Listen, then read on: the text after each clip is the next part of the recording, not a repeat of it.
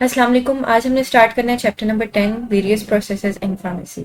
सबसे पहला जो है हमारे पास वो है एड्सॉर्प्शन। एड्सॉर्प्शन में क्या होता है कि बेसिकली एड्सॉर्प्शन जो है वो सरफेस फिनोमेना है। मतलब कि कोई भी अगर हमारे पास सॉलिड सरफेस है और उसको हम लोगों ने किसी लिक्विड और गैस सरफेस की तरफ एक्सपोज किया हुआ है, तो वो लिक्विड और गैस के मॉलिक्यूल्स जो हैं वो उस सॉलिड सरफेस के ऊपर आके जमा होना शुरू हो जाते हैं। बेसिकली इस प्रोसेस को हम कहते हैं एड्सॉर्प्शन। अब वो जो सरफेस होती है सिर्फ उसके ऊपर एड्सॉर्प्शन होती है, अंदर एब्सॉर्प्शन नहीं होती।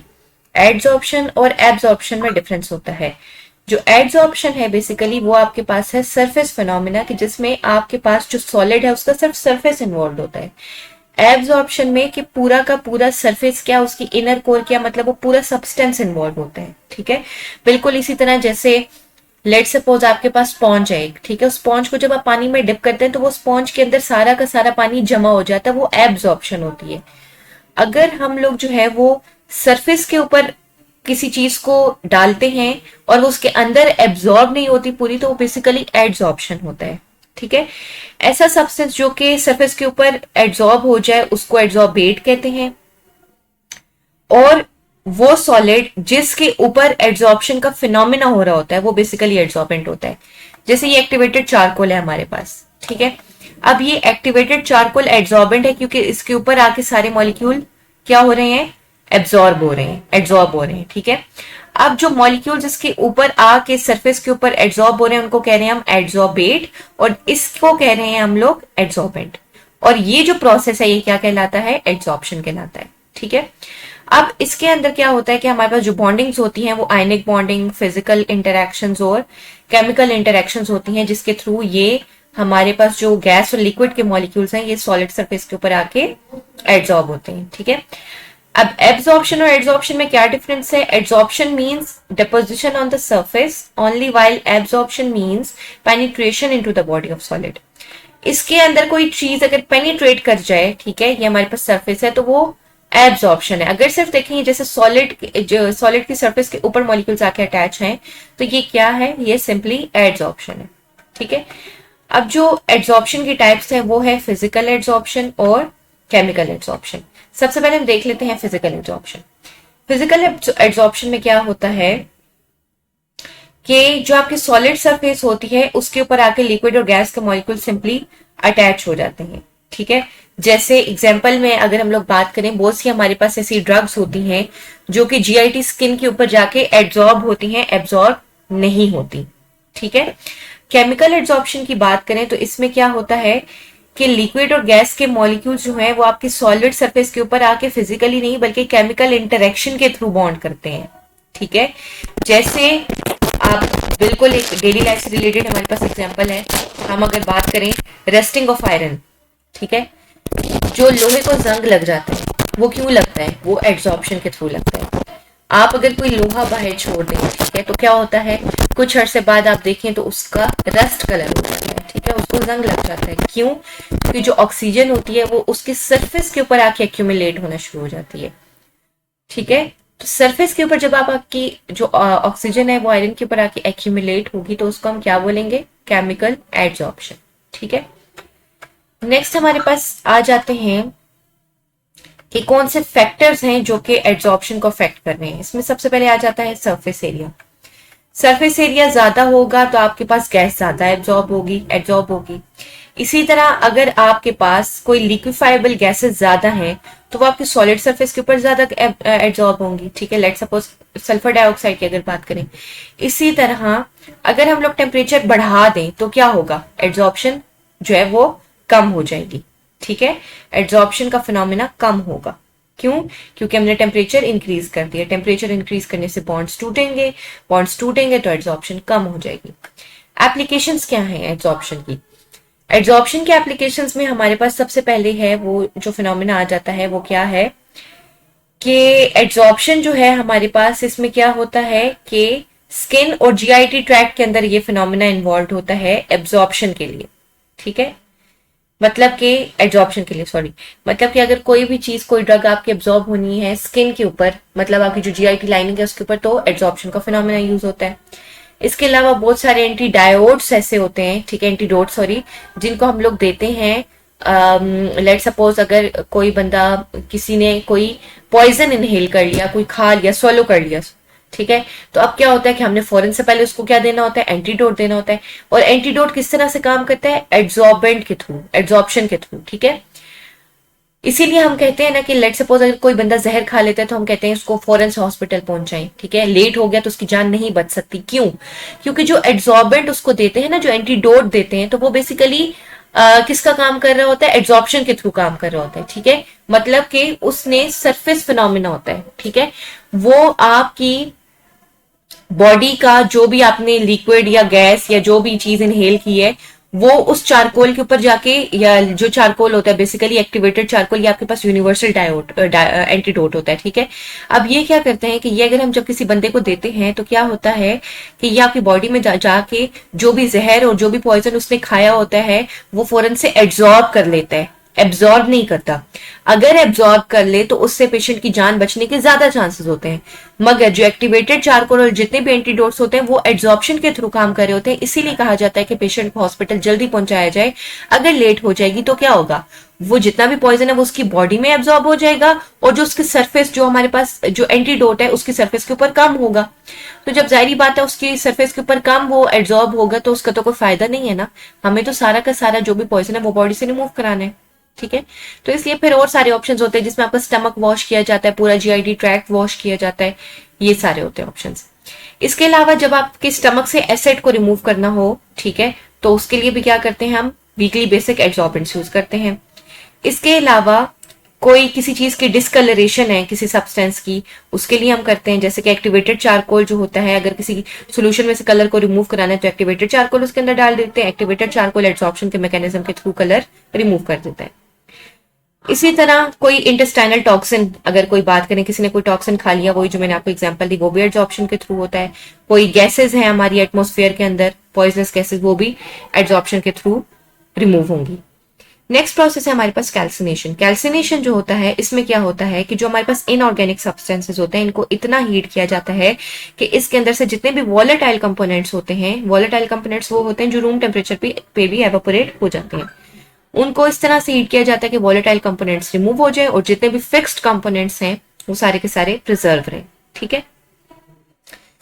जैसे लेबोरेटरी स्केल के ऊपर अब यहाँ पे इन्होंने बताया हुआ है कि डिफरेंट हम लोग जो है वो मटेरियल्स यूज करते हैं, जैसे प्लैटिनम क्रूशिबल्स, डिशेज होती हैं, ये बेसिकली हमारे पास ये होते हैं, डिशेज होती हैं, ठीक है, ग्लास की और चाइना डिशेज वगैरह जो होती हैं।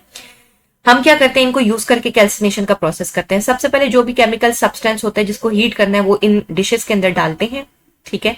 फिर हम क्या करते हैं, उसको हीट करते हैं उस वक्त तक जब तक कि उसके अंदर से सारे वॉलेटाइल कंपोनेंट्स रिमूव हो जाए और पीछे फिक्स कंपोनेंट्स रह जाए, ठीक है।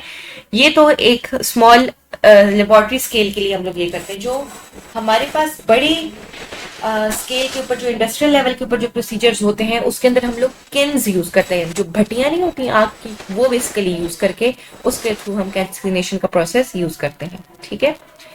कैल्सिनेशन का प्रोसेस कैरी आउट करते हैं। जैसे कैल्शियम कार्बोनेट है, ठीक है, इसको जब हम हीट करते हैं तो क्या है, कैल्शियम ऑक्साइड सेपरेट हो जाता है और कार्बन डाइऑक्साइड जो गैस है वो सेपरेट हो जाती है। इसी तरह जिंक कार्बोनेट में भी ऐसा होता है, zinc oxide separate, carbon dioxide separate. अब फार्मेसी में इसका यूज क्या है, फार्मेसी में जो इसका यूज है वो ये है कि कैल्सिनेशन को हम किस लिए यूज करते हैं, सेपरेशन के लिए, प्यूरिफिकेशन के लिए और इनऑर्गेनिक सब्सटेंसेस के लिए, ठीक है। जो इनऑर्गेनिक सब्सटेंसेस है उनकी प्यूरिफिकेशन करनी हो, सेपरेशन करनी हो, उसके लिए यूज करते हैं। इसके अलावा कार्बोनेट्स को ऑक्साइड्स में कन्वर्ट करने के लिए, जैसे हमारे पास कार्बोनेट था इसको हमने ऑक्साइड में कन्वर्ट कर दिया। इसके अलावा हम लोग क्या करते हैं, इसको डिफरेंट एनालिसिस के लिए जो है फार्मास्यूटिकल इंडस्ट्री में कोई भी चीज हमने एनालाइज करनी है, देखना है कि इसके अंदर क्या क्या मौजूद है, एपीआई मौजूद है नहीं है, उसके लिए हम ग्रेविमेट्रिक एनालिसिस करते हैं। ग्रेविमेट्रिक एनालिसिस के लिए हम लोग क्या करते हैं, कैल्सिनेशन का प्रोसेस यूज करते हैं, जो कि हम लोग फार्मास्यूटिकल इंडस्ट्रीज और केमिकल इंडस्ट्रीज में इसको इस्तेमाल कर रहे होते हैं, ठीक है। अच्छा जी, नेक्स्ट जो आपके पास प्रोसेस आता है वो हमारे पास आ जाता है सेंट्रीफ्यूगेशन, ठीक है। अच्छा जी, अब इसमें हमारे पास क्या होता है, सेंट्रीफ्यूगेशन के अंदर बेसिकली हम लोगों ने लाइटर पोर्शन को हेवियर पोर्शन से सेपरेट करना होता है, ठीक है। लाइटर पोर्शन को हेवियर पोर्शन से सेपरेट करना होता है। अच्छा, अब इसके अंदर क्या होता है, ये किस पे डिपेंड करता है, रेवोल्यूशंस पर मिनट के अंदर। सेंट्रीफ्यूगेशन का प्रोसेस जो होता है, इसको हम लोग क्या कर रहे होते हैं, इसको हम मेजर कर रहे होते हैं रेवोल्यूशंस पर मिनट आरपीएम के अंदर। ठीक है, अब इसमें क्या होता है, हमारे पास डिफरेंट सेंट्रीफ्यूज मशीन्स यूज होती हैं। ठीक है, जैसे माइक्रो होता है, हाई स्पीड सेंट्रीफ्यूगेशन मशीन्स होती हैं, अल्ट्रा सेंट्रीफ्यूगेशन मशीन्स होती हैं।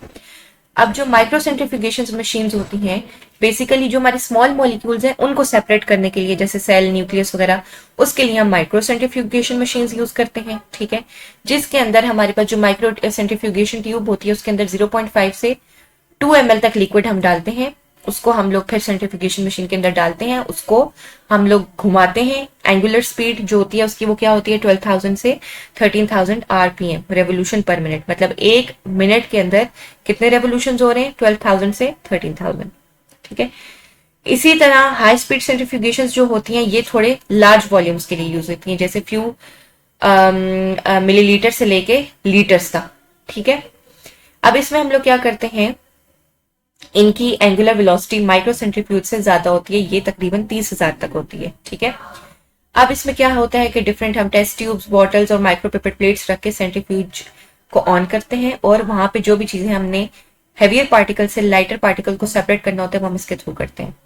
अल्ट्रा सेंट्रीफ्यूजर्स, अल्ट्रा सेंट्रीफ्यूगेशन के अंदर क्या होता है कि सेंट्रीफ्यूगल फोर्स जो होती है वो बहुत बहुत ज्यादा होती है। ठीक है, और ये ज्यादातर किसके लिए होती है कि जो कि ऐसे पार्टिकल्स जो सब्सटेंसेस जो बिल्कुल हम लोगों ने बिल्कुल लाइट वेट होते हैं। ठीक है, जिनको हम लोगों ने सेपरेट करना होता है, जैसे हमारे सेल के अंदर राइबोसोम्स होती हैं, प्रोटीन्स होती हैं, किसी वायरस को सेपरेट करना हो तो हम क्या यूज करते हैं, अल्ट्रा सेंट्रीफ्यूज मशीन यूज करते हैं। इसकी जो वेलोसिटी होती है वो कितनी होती है, 70,000 आरपीएम यूज होती है। ठीक है, तो बेसिकली जो सेंट्रीफ्यूज मशीन है या जो सेंट्रीफ्यूगेशन का प्रोसेस होता है जो हम इंडस्ट्रीज में यूज करते हैं, उसके क्या क्या फायदे होते हैं, क्या क्या एप्लीकेशंस होती हैं, कि हमने क्या करना होता है कि किसी लिक्विड को सॉलिड से सेपरेट करने के लिए, लिक्विड को लिक्विड से सेपरेट करने के लिए, सॉलिड को लिक्विड से सेपरेट करने के लिए, इसके अलावा मिल्क के कंपोनेंट्स को आप सेपरेट करते हैं। ठीक है, जैसे हम लोग जो है वो मिल्क को आप जब उसको करते हैं बहुत ज्यादा, जब आप उसको ग्राइंड करें तो उसके अंदर से क्रीम अलग हो जाती है। ठीक है, बिल्कुल इसी तरह। इसके अलावा यूरिन कंपोनेंट्स को सेपरेट करने के लिए, ब्लड कंपोनेंट्स को सेपरेट करने के लिए, क्योंकि जब हम लोग टेस्ट वगैरह कर रहे होते हैं, ब्लड टेस्ट, यूरिन टेस्ट, उसके लिए ये काम कर रहे होते हैं। इसके अलावा बॉडी फ्लूइड्स की डिफरेंट एनालिसिस के लिए हम लोग ये यूज कर रहे होते हैं। सीरम प्लाज्मा से ब्लड सेल्स को सेपरेट करने के लिए, यूरिन से डिफरेंट जो सेडिमेंट्स होते हैं, जो छोटे छोटे पत्थर होते हैं, उनको सेपरेट करने के लिए। इसके अलावा जो इरिथ्रोसाइट्स होते हैं ब्लड के अंदर, जो आरबीसीज होते हैं, वो सेपरेट करने के लिए। ठीक है, इन सारी चीजों के लिए हमारे पास सेंट्रीफ्यूगेशन का प्रोसेस इस्तेमाल होता है। नेक्स्ट हमारे पास आ जाता है क्रिस्टलाइजेशन। क्रिस्टलाइजेशन जो है, इसमें बेसिकली क्या होता है कि ये हमारे पास क्या करता है कि ये कन्वर्ट करता है आपके लिक्विड को सॉलिड में बाय यूजिंग एवापोरेशन, कूलिंग और प्रेसिपिटेशन मेथड। ठीक है, क्रिस्टलाइजेशन में हम क्या कर रहे होते हैं कि लिक्विड को सॉलिड में कन्वर्ट करते हैं बाय यूजिंग एवापोरेशन, प्रेसिपिटेशन और कूलिंग। इन 3 मेथड्स के थ्रू हम क्रिस्टलाइजेशन करते हैं। ठीक है, बेसिकली हमने क्या करना होता है कि एक सुपर सैचुरेटेड सॉल्यूशन बनाते हैं। ठीक है, और उसके अंदर जो है हम लोग क्रिस्टल्स की जो है वो फॉर्मेशन कराते हैं। ठीक है, क्या होता है कि सुपर सैचुरेटेड सॉल्यूशन कैसे बनता है, लेट्स सपोज कि मैंने क्या किया कि आधा ग्लास पानी लिया, उसके अंदर कोई 6-7 चम्मच जो है चीनी के डाल दिए। अब वो चीनी उसके अंदर नहीं मिक्स हो रही, मैं क्या करूंगी, उसको हीट करूंगी। उसको हीट करूंगी तो वो सारी की सारी चीनी मिक्स हो जाएगी। फिर मैं उसको कूल डाउन करूंगी। जब मैं उसको कूल डाउन करूंगी तो मैं देखती हूँ कि क्या होता है, छोटे छोटे छोटे से क्रिस्टल्स बन रहे हैं। वो जो मैंने चीनी शुगर उसके अंदर डाली थी, उसके छोटे छोटे क्रिस्टल्स बन रहे हैं। तो ये क्या है, ये बेसिकली क्रिस्टलाइजेशन का प्रोसेस है। ठीक है, हम लोग क्या कर रहे हैं कि जो हमारे पास लिक्विड था उसके अंदर हम क्रिस्टल्स की ग्रोथ करा रहे हैं। तो बेसिकली जो मैंने सोल्यूशन बनाया था वो किस में कन्वर्ट हो रहा है, क्रिस्टल्स में कन्वर्ट हो रहे हैं। ठीक हो गया। सबसे पहला मेथड इसका क्या है, एवापोरेशन। एवापोरेशन में क्या होता है कि टेम्परेचर का आप लिक्विड रेज करते हैं। ठीक है, और फिर क्या होता है कि आप उसको कूल डाउन करते हैं, तो उससे क्या होता है कि हम लोग के पास सॉलिड क्रिस्टल्स आ जाते हैं। ठीक है, कूलिंग, सिंपली ये सारे प्रोसेस एक दूसरे से इंटरलिंक्ड है। अब हम इसमें क्या करते हैं कि हम कूलिंग के थ्रू, ठीक है, क्रिस्टल्स को ऑब्टेन करते हैं। ये ज्यादातर प्रोसेस कूलिंग का किसके लिए यूज होता है? उन चीजों के लिए कि जो कि हीट सेंसिटिव मटेरियल्स होते हैं, कि जिनको हम हीट करेंगे तो वो खराब हो जाएंगे, उनके लिए हम कूलिंग का प्रोसेस यूज करके फिर हम क्या करते हैं, उनके क्रिस्टल्स जो है वो करवाते हैं, बनाते हैं। ठीक है, जो हीट स्टेबल कंपोनेंट्स होते हैं उसके लिए आप हीटिंग सिंपल कर सकते हैं, एवापोरेशन भी कर सकते हैं, मगर जो हीट सेंसिटिव होते हैं, जो कि हमें पता है कि खराब हो जाएंगे, उनके लिए हम कूलिंग का करते हैं प्रोसेस यूज। ठीक है, अब इसमें हम क्या करते हैं कि सुपर सेचुरेशन सोल्यूशन जो है उसको जब हम कूल डाउन करते हैं, ठीक है, उसको फिल्टर करते हैं, तो क्या होता है, फिल्टर के ऊपर आपके क्रिस्टल्स आ जाते हैं।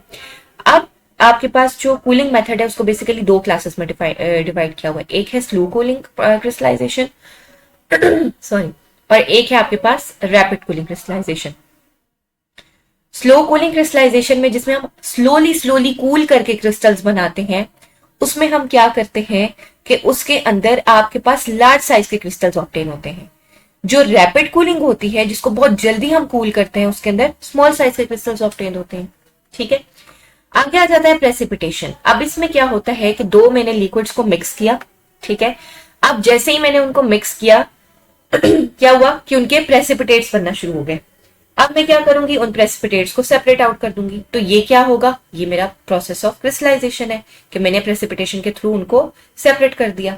ठीक है, मतलब कि कोई से दो ऐसे लिक्विड्स के जिसके अंदर मुझे पता है कि मैंने ये चीज अपनी सेपरेट करनी है, उन दो लिक्विड्स को मैं मिक्स करूंगी, उनके अंदर क्या होगा, प्रेसिपिटेट्स बनना शुरू हो जाएंगे। ठीक है, छोटे छोटे से प्रेसिपिटेट्स बनना शुरू होंगे, उन प्रेसिपिटेट्स को मैं सेपरेट करूंगी, तो क्या होगा, ये मेरे पास क्रिस्टलाइजेशन होगी। अब कौन से ऐसे फैक्टर्स हैं जो कि क्रिस्टलाइजेशन को अफेक्ट करते हैं? Temperature, cooling rate, precipitation rate. ठीक है, टेम्परेचर ज्यादा होगा तो अच्छी क्रिस्टलाइजेशन, कूलिंग रेट ज्यादा होगा तो अच्छी क्रिस्टलाइजेशन, प्रेसिपिटेशन रेट ज्यादा होगा तो अच्छी क्रिस्टलाइजेशन। ठीक है, इस तरह क्रिस्टल्स जब ज्यादा आपके पास बनते हैं तो क्रिस्टलाइजेशन भी ज्यादा होती है। सॉल्वेंट की नेचर पे भी डिपेंड करता है कि सॉल्वेंट किस तरह का ले रहे हैं, सब्सटेंस की नेचर पे डिपेंड करता है आप सब्सटेंस किस तरह का ले रहे हैं। कोई ऐसा सब्सटेंस लें कि जिसके अंदर क्रिस्टलाइजेशन हो ही ना सके, तो जाहिर है वो क्रिस्टलाइजेशन के प्रोसेस को अफेक्ट करेगी।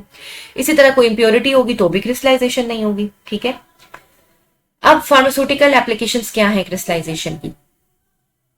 इसमें सबसे पहले क्या होता है कि it is important purification mechanism. ठीक है, जिसको हम लोग किसके अंदर यूज कर रहे होते हैं, फार्मास्यूटिकल इंडस्ट्रीज के अंदर यूज कर रहे होते हैं to get pure solid drugs. ठीक है, इसके अंदर हम लोग क्या करते हैं कि बेसिकली क्रिस्टलाइजेशन का प्रोसेस प्यूरिफिकेशन और सेपरेशन के लिए यूज हो रहा है। तो अगर किसी चीज को हमने, किसी ड्रग को प्योरीफाई करना है तो हम क्रिस्टलाइजेशन का प्रोसेस यूज करेंगे। अच्छा, पेनिसिलिन जी, जो हमारे पास पेनिसिलिन जो आपके पास एंटीबायोटिक है, ठीक है, उसको अगर हम सॉलिडिफाई करना है तो वो हम क्रिस्टलाइजेशन के थ्रू करते हैं। ठीक है, कोई भी आपके पास प्रोटीनिशियस ड्रग है, उसकी क्रिस्टलाइजेशन करनी है या उसको हमने सॉलिड फॉर्म में ऑब्टेन करना है तो क्रिस्टलाइजेशन करते हैं। इसके अलावा स्टेबिलिटी इनहेंस करने के लिए करते हैं क्रिस्टलाइजेशन। क्यों?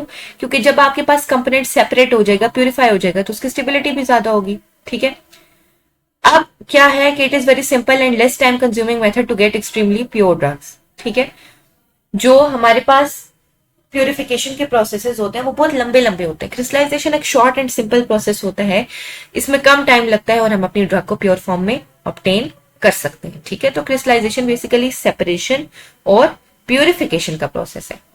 ठीक हो गया। नेक्स्ट हमारे पास आ जाता है डिकेंटेशन। डिकेंटेशन क्या होता है कि ये हमारे पास वो प्रोसेस है जिसके अंदर हम लोग इंप्योरिटीज को सॉल्युबल पोर्शन के अंदर से रिमूव कराते हैं। ठीक है, लेट सपोज ये हमारे पास क्या है कि जो भी हम लोगों ने सॉलिड लिया, ठीक है, उसको सबसे पहले हमने क्या किया, वॉश किया। ठीक है, अब हमने क्या करना है, जो सॉलिड है उसको सॉल्वेंट के अंदर डाल के उसके अंदर स्टिर किया उसको। ठीक हो गया। अब जब सोल्यूशन बन गया तो क्या होता है, जितनी भी हमारे पास इंप्योरिटीज होंगी उनको सेपरेट कर देंगे, क्योंकि जो सॉलिड होगा, जो प्योर फॉर्म में होगा, वो तो उसके अंदर डिसॉल्व हो जाएगा। पीछे जो इंप्योरिटीज होंगी वो उसके अंदर डिसॉल्व नहीं होंगी। ठीक है, अब हम क्या करते हैं कि ये देखें, ये आपके पास क्या है, ये जो आपके पास है, एक बीकर है, इसके अंदर आपने सॉलिड डाला, उसको अंदर आपने मिक्स किया, सारा लिक्विड आपके अंदर मिक्स हो गया, सोल्यूशन बन गया, मगर ये जो इंप्योरिटीज हैं ये नीचे बच गई। अब हम क्या करेंगे, इस लिक्विड को इसके अंदर पोर करके जो इंप्योरिटीज हैं वो आपके पास सेपरेट आउट हो जाएंगी।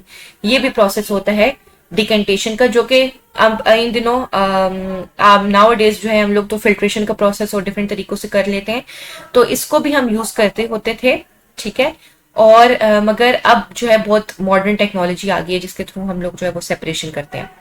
इस मेथड के एप्लीकेशंस क्या है कि कोई भी जो सॉलिड है उसको प्यूरिफाई करने के लिए, इम्प्योरिटीज उसमें से रिमूव कराने के लिए, कोई लिक्विड है, ठीक है, उसके अंदर से आपने सॉलिड सेपरेट करना है उसके लिए, और इसके अलावा क्या है कि जेल्स और मैग्मास वगैरह, जो जेल्स वगैरह होती हैं, ठीक है, सेमी सॉलिड प्रिपरेशन होती हैं, उनको सेपरेट करने के लिए। ठीक हो गया। नेक्स्ट हमारे पास प्रोसेस जो है वो आपके पास आ जाता है डीलिक्विसेंस। ठीक है, डीलिक्विसेंस का क्या मतलब होता है? डी मतलब रिमूव, लिक्विसेंस मतलब लिक्विड। ठीक है, बेसिकली क्या है, आपने अपने लिक्विड को रिमूव कराना है। ठीक है, तो अब वो कैसे करते हैं? इसमें हम क्या करते हैं, it is a chemical process in which any anhydrous compound catch up the water from its surrounding environment and convert itself into hydrated form. It is known as hygroscopicity.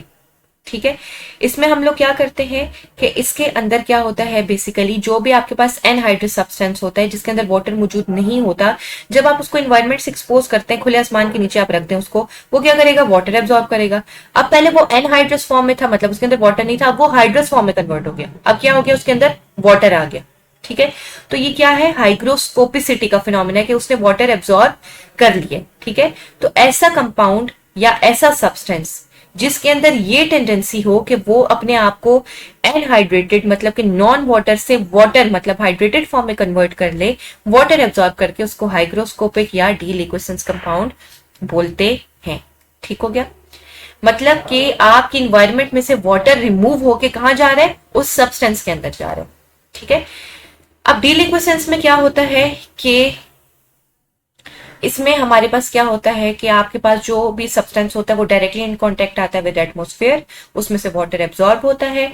Water जो ह्यूमिडिटी होती है वो सारी की सारी atmosphere से remove होके किसके अंदर जाती है, प्रोडक्ट के अंदर, और वो प्रोडक्ट जो है एनहाइड्रस फॉर्म से हाइड्रस फॉर्म में आ जाता है। ठीक है, अब इसके प्रिकॉशंस क्या है? प्रिकॉशंस इसकी ये है कि इसको, जो ऐसे सब्सटेंसेस होते हैं, इसको आपने खुले आसमान के नीचे नहीं रखना होता, इनको ओपन नहीं रखना होता, इनको क्लोज कंटेनर के अंदर रखना होता है।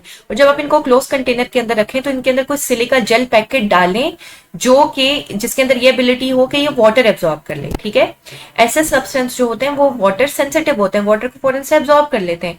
तो आप क्या करें कि आप फौरन से उसके अंदर कोई ऐसा सब्सटेंस डाल दें कि जो कि जिसके अंदर वाटर एब्जॉर्बिंग कैपेसिटी हो।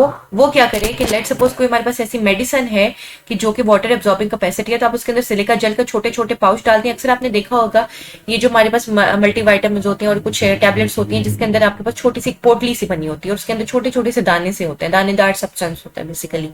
तो उसका क्या मकसद होता है कि वाटर जो है वो सारा का सारा क्या हो, उसके अंदर एब्जॉर्ब हो जाए और आपके ड्रग को कोई नुकसान ना पहुंचे। ठीक हो गया। नेक्स्ट आपके पास आ जाता है डेसिकेशन। डेसिकेशन का प्रोसेस क्या होता है, इसमें हम लोग क्या कर रहे होते हैं कि वाटर के अंदर से आप जो मिक्स हुआ है, वाटर जो प्रोडक्ट के अंदर मिक्स हुआ है उसको अब हमने रिमूव करना है। ठीक है, अब इसमें हम क्या करते हैं डेसिकेशन के अंदर कि जो आपके पास वाटर उस सब्सटेंस के अंदर मिक्स है, एडमिक्स्ड वाटर मतलब कि जो आपके सब्सटेंस के अंदर मिक्स हुआ है उसको आप लोगों ने रिमूव करके उसको ड्राई फॉर्म में कन्वर्ट करना है। ठीक है, अब इसमें क्या होता है कि सिलिका जेल, वही हमने जो ऊपर देखा, वो हम यूज करते हैं ताकि जो एक्स्ट्रा वाटर है वो हमारी सब्सटेंस के अंदर से रिमूव हो और हमारा जो सब्सटेंस है उसके अंदर से मॉइस्चर रिमूव होकर वो ड्राइड फॉर्म में आ जाए। ठीक हो गया।